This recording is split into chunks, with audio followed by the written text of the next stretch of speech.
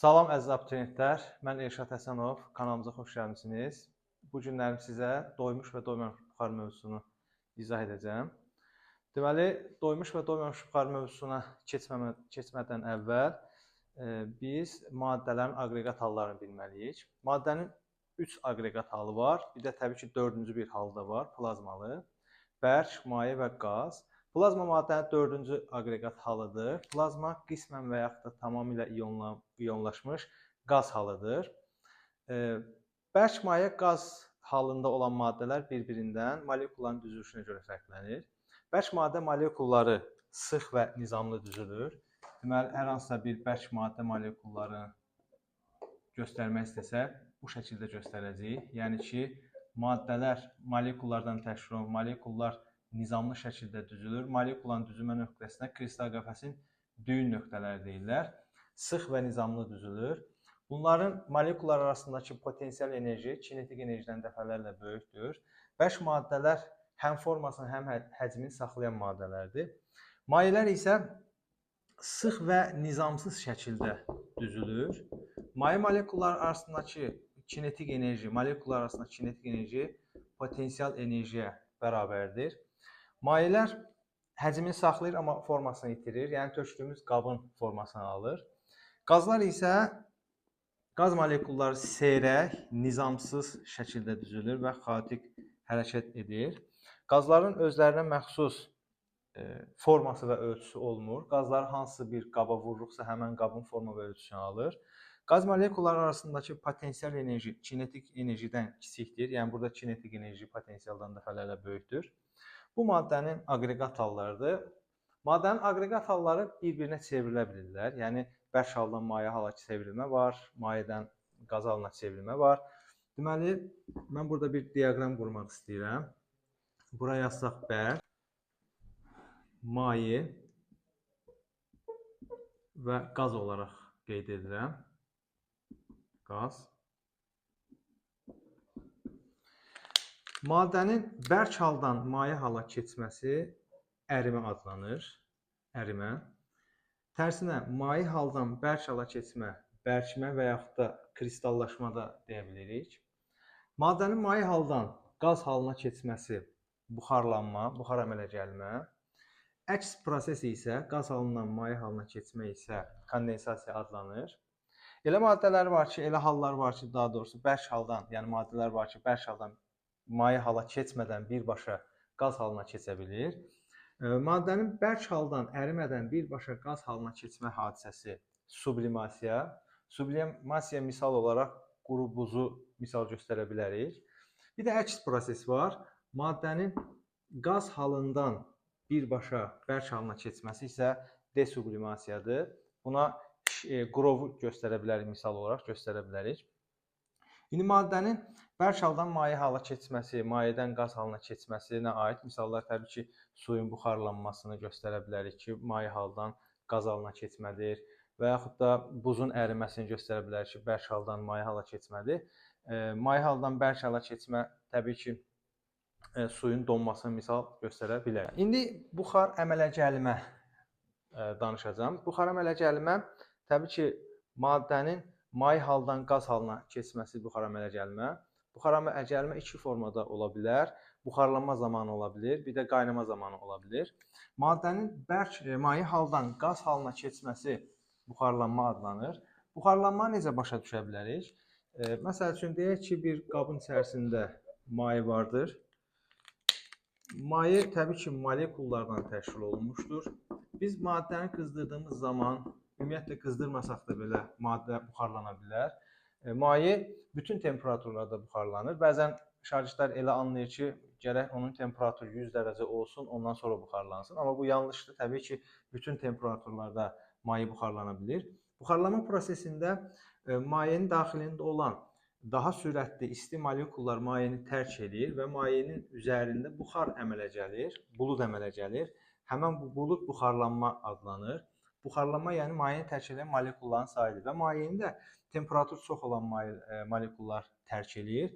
Buxarlanma zamanı mayenin özünün daxili enerjisi azalmağa başlayır. Çünki temperaturu çox olan molekullar mayeni tərk elədiyi üçün temperaturu kiçik olan molekullar mayenin daxilinə qalır və dolayısıyla maye temperatur olaraq soymağa başlayır.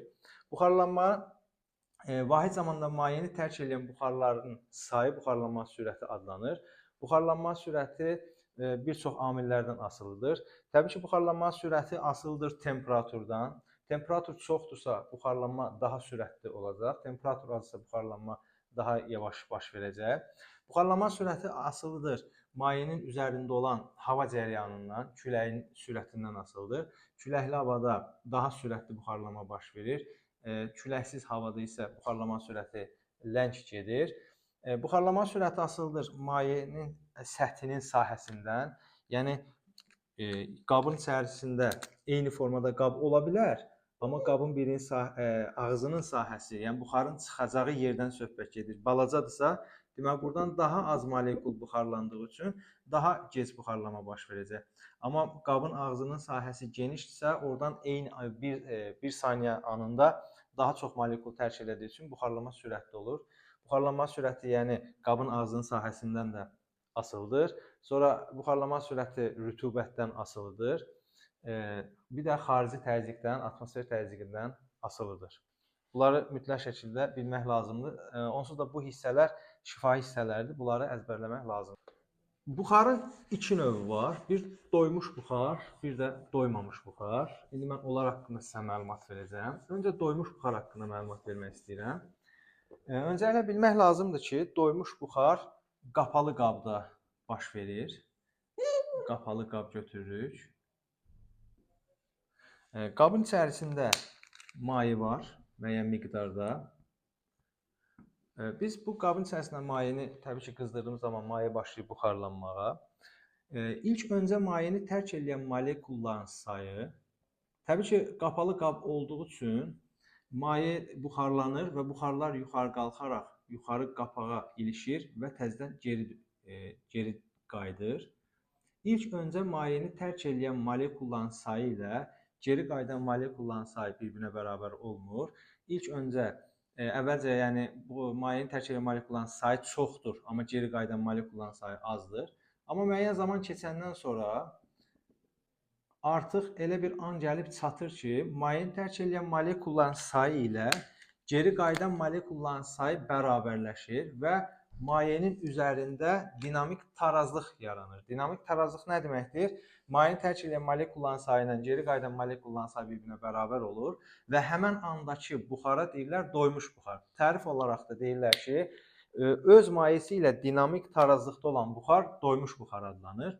Yəni öz mayesi ilə dinamik tarazlıqda olmaq o deməkdir ki, mayenin tərk edən molekulların sayı ilə geri qayıdan molekulların sayı bir-birinə bərabər olduğu andakı buxardan söhbət gedir və bayaq dediyim kimi, doymuş buxar qapalı qabda ancaq mümkündür. Niyə? Çünki mayeni tərk edənlər və geri qayıdanlar olmalıdır. Əgər qabın ağzı açıq olsa, təbii ki, geri qayıdan molekul olmayacağı üçün doymuş buxardan söhbət gedə bilməz. Doymuş buxarın təzyiqini tapmaq istəsək, təbii ki, doymuş buxarın təzyiqi P bərabərdir NKT düsturu ilə rahat şəkildə tapa bilərik.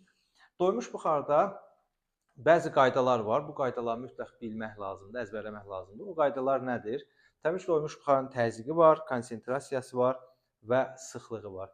Doymuş buxarın təzyiqi, konsentrasiyası, sıxlığı, deməli doymuş buxarın təzyiqi də temperaturdan asılıdır, konsentrasiyası da temperaturdan asılıdır, sıxlığı da temperaturdan asılıdır.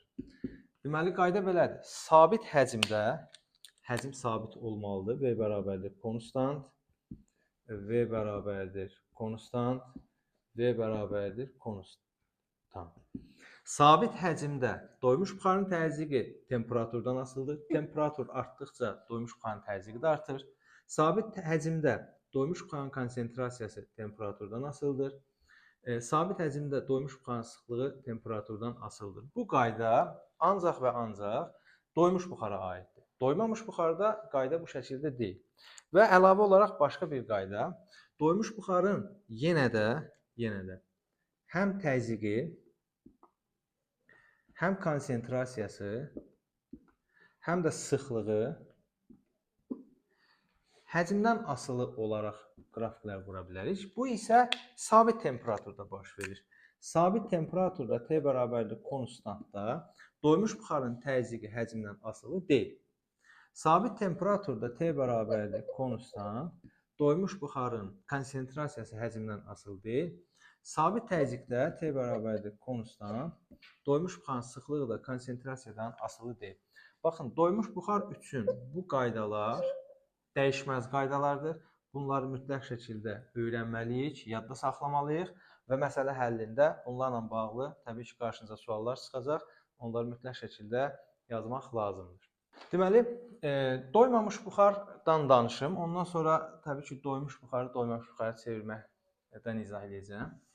Deməli, bəs doymamış buxar nədir? Doymamış buxar, təbii ki, doymuş buxar ağzı qapalı bir qabda mümkündür. Amma doymayan buxar ağzı açıq qabda mümkündür.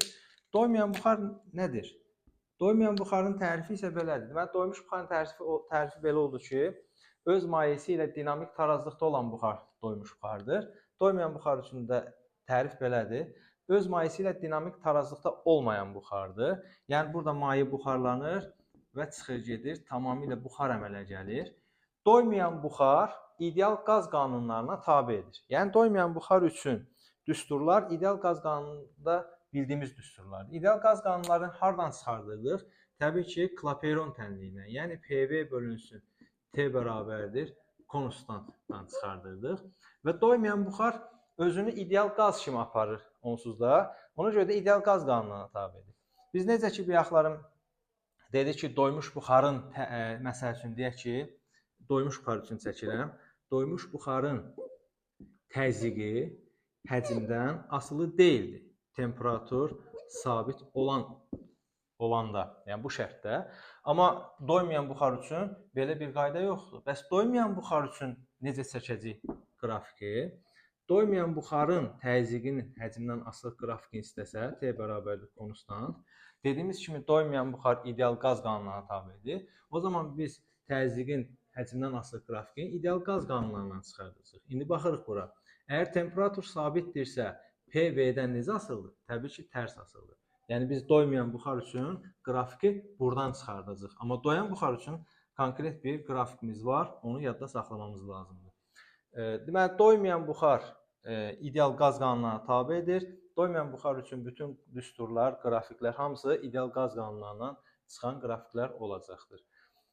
Bu da bizim doymayan buxar. Bir də İndi doyan buxardan danışdıq, doymayan buxardan danışdıq. Təbii ki, bunlar bir-birinə çevrilə bilirlər. Doyan buxarı doymayan buxarı çevirmək olur. Doymayanı isə doyana çevirmək olur.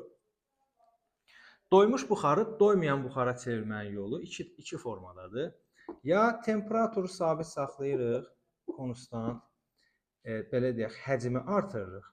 Ya da tərsinə, həcmi sabit saxlayıb, konstant, temperaturu nə edirik? Artırırıq. Deməli, temperatur sabit qiymətində həcm artarsa, doyan buxar doymayana çevrilir. Və yaxud da tərsinə, həcmi sabit saxlayıb temperaturu artırırıqsa, yenə də doyan buxar doymayan buxara çevrilir. Bu iki şərt doymuş buxarın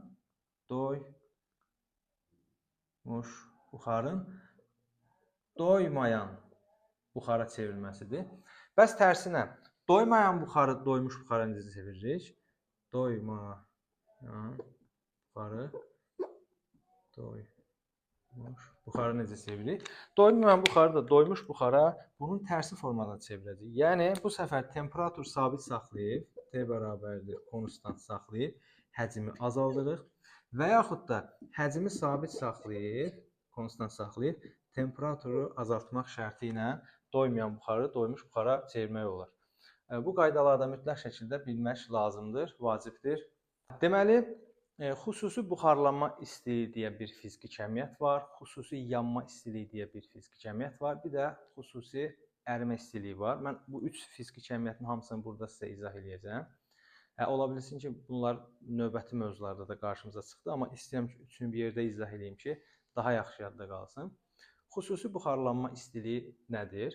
Təbii ki, biz bayaq dedik ki, maddənin maye haldan qaz halına keçməsi buxarlanma adlanır. Xüsusi buxarlanma istiliyi el hərfi ilə işarə olunur. Tərif olaraq verilmiş temperaturda, sabit temperaturda 1 kiloqram maddəni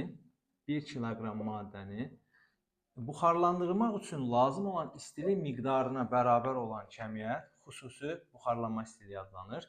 L bərabər Q bölünsün M. Yəni burada Q buxarlanmaq üçün, maddəni buxarlandırmaq üçün verdiyimiz istilik miqdarıdır. M həmin o maddənin kütləsidir. L isə xüsusi buxarlanma istiliyidir. Xüsusi buxarlanma istiliyinin vahidi təbii ki, buradan görsənir ki, nəyə bərabərdir?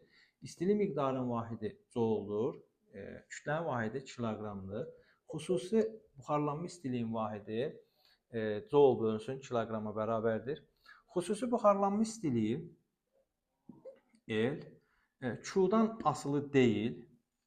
Xüsusi buxarlanma istiliyi M-dən də asılı deyil.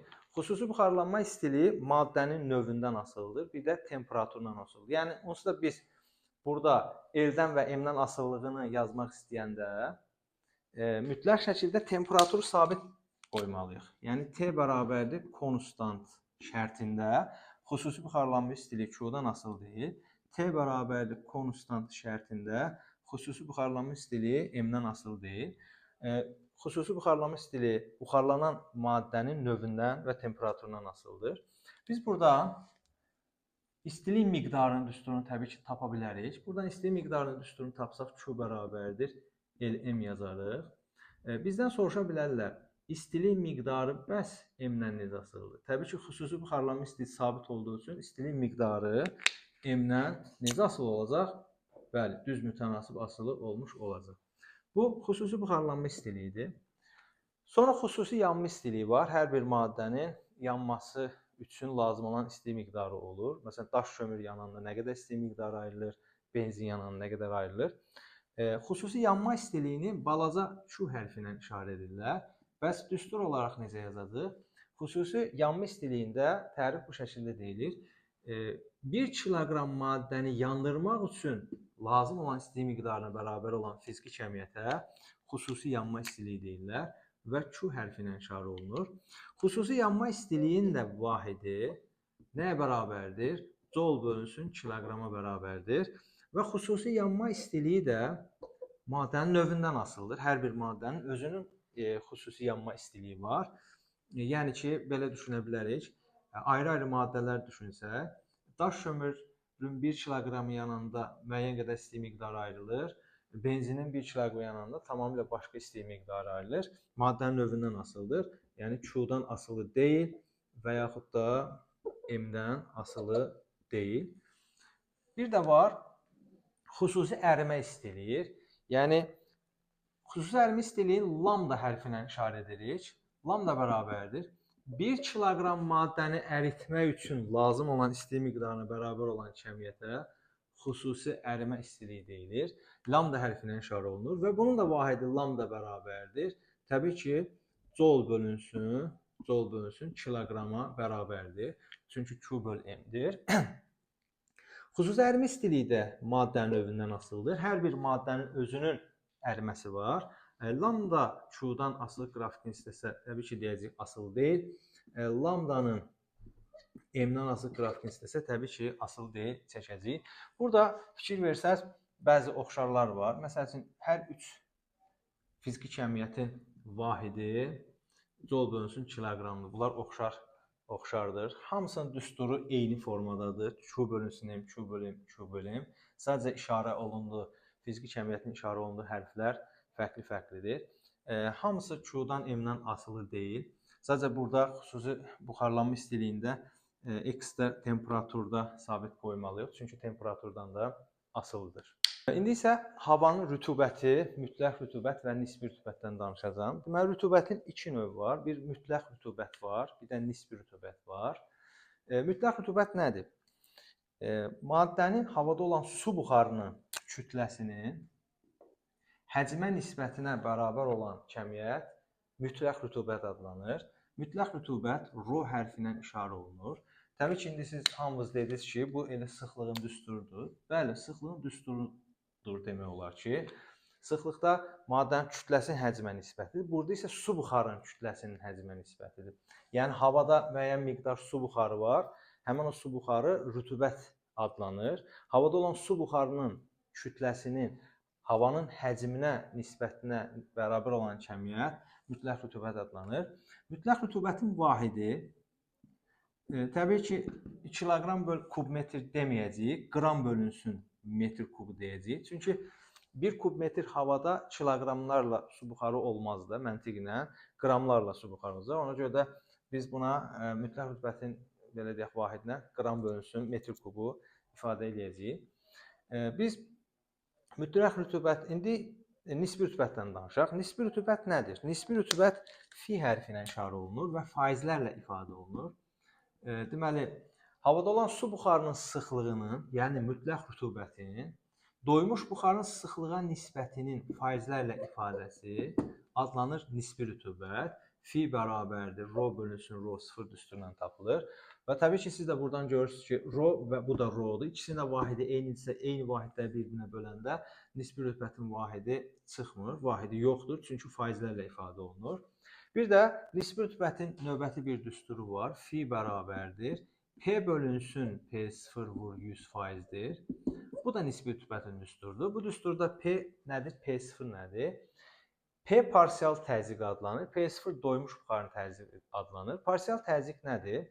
Deməli, atmosferdə su buxarı var, müxtəlif təsirsiz qazlar var. Onların hamısı aşağı doğru təzyiq göstərir və həmin təzyiqi biz atmosfer təzyiqi adlandırmışdıq.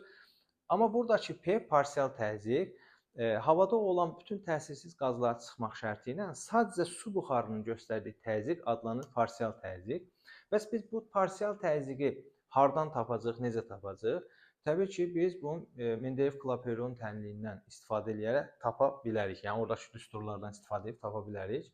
Məsəl üçün, belə deyək, PV bərabərdir M böl M RT-dən, belə deyək, buradan P-ni tapıb getirib orada rahat şəkildə nə edə bilərik? Yerinə qoya bilərik.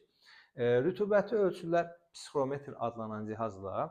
İndi mən bu psixrometrin işləmə prinsipindən sizə danışacağım. Bununla bağlı qəbul imtahanında da suallar var. Şagirdlərin ən çox çətin çəkdiyi hissələrdən biridir. Diqqətlə qulaq asaq. Deməli, psixrometr rütubəti ölçən cihazdır. Psixrometr 2 termometrdən ibarət olan bir cihazdır.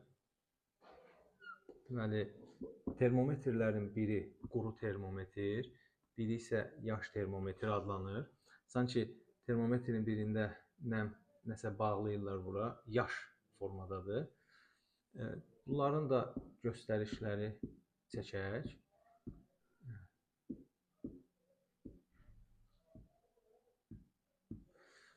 Bu termometrlərdən biri quru termometrdir, biri isə yaş termometrdir. Nisbi rütubət bu termometrlərlə arasındakı, belə deyək də, dərəcə ilə müəyyənləşir. Belə düşünək. Əgər quru termometrlə yaş termometrin göstərişi eynidirsə, fərz eləyək ki, bu da 50-dir, bu da 50-ni göstərir. Quru termometrlə T1, yaş termometrin göstərişi bir-birinə bərabərdirsə və bu zaman delta T təbii ki, 0-a bərabər olacaq, temperaturlar fərqi, çünki hər ikisi 50-dir. O zaman nisbi rütubət maksimal göstərəcək. Yəni, fi bərabər, birinci al deyək buna, fi 1 bərabərdir, 100% göstərəcək. Çünki hər ikisinin göstərişi 50-dir, göstəriş eynidir. Göstəriş eynidirsə, o zaman onların temperatur fərqi yoxdur. Temperatur fərqi yoxdursa, o zaman nisbi rütubət 100% göstərəcək, maksimal göstərəcək. İndi fərz eləyək ki, yaş termometrin göstərişi, bu arada quru termometr otağın havasının temperaturunu ölçür. O hər daim belə deyək, aşağı-yuxarı getmir, amma yaş termometr aşağı düşür. Deyək ki, yaş termometr düşdü 45-ə. O zaman bu birinci versiya olsun bizim üçün. İndi ikinci versiya baxaq. Quru termometrin göstərişi 50-dir. Yaş termometrin göstərişi, buna quru deyək, buna da yaş deyək. Buna quru deyək, buna da yaş deyək. Düşünək ki, 45-dir. Hal-hazırda temperaturlar fərqi nə qədərdir? 5 dərəcə Selsi. O zaman nisbi rütubət aşağı düşməyə başlayır. Mən burada yazdığım, hal-hazırda yazdığım qiymət şərti qiymətdir. Tutalım ki, düşdü 80%-ə. Yəni, əsas mən onu göstərməyə çalışıram ki, yaş termometrin göstərişi aşağı düşdükcə, fi-nin də göstərişi aşağı düşür. Yəni, burada yazdığım bu 80 şərti bir rəqəmdir. Sonra düşünək ki, üçüncü hal olsun, bura olsun 40 dərəcə. Fərz eləyək ki, quru termometrin göstərişi yenə 50 dərəcə qalıbdır. Yaş termometrin göstərişi bu səfər düşdü 40 dərəcəyə. Təbii ki, bu səfər temperaturlar fərqi. Burada temperatur T1 deyək, buna T2 deyək, buna da T3 deyək. Bu səfər 10 dərəcə Selsi oldu. Və nisbi rütubətin göstərişi biraz da aşağı düşdü. Düşünək ki, 70%-ə düşdü. Deməli, buradan belə bir nəticə çıxır ki, nisbi rütubət yaş termometrlə düz mütənasib asılıdır. Nisbi rütubət yaş termometrlə asılıdır. Necə? Düz. Yəni ki, yaş termometrin göstərişi aşağı düşdükcə nisbi rütubətin də göstərişi aşağı düşür. Amma fikir versəz, görərsiniz ki, nisbi rütubət temperaturlar fərqi ilə, yəni temperatur dəyişməsi ilə tərs asılıdır. Nisbi rütubət aşağı düşdükcə, 100, 80, 70-ə düşdükcə temperaturlar fərqi arta-arta gedir. O zaman biz deyəcəyik ki, nisbi rütubət temperatur dəyişməsi ilə necə asılıdır? Tərs asılıdır. Temperatur dəyişməsi artdıqca nisbi rütubətdə nə etməyə başlayır? Azalmağa başlayır. Mövzumuz bu qədər. Növbəti mövzularda kanalımızda izləməkdə qalsanız, hamısını bir-bir çəkib göstərəcəyik. Sağ olun.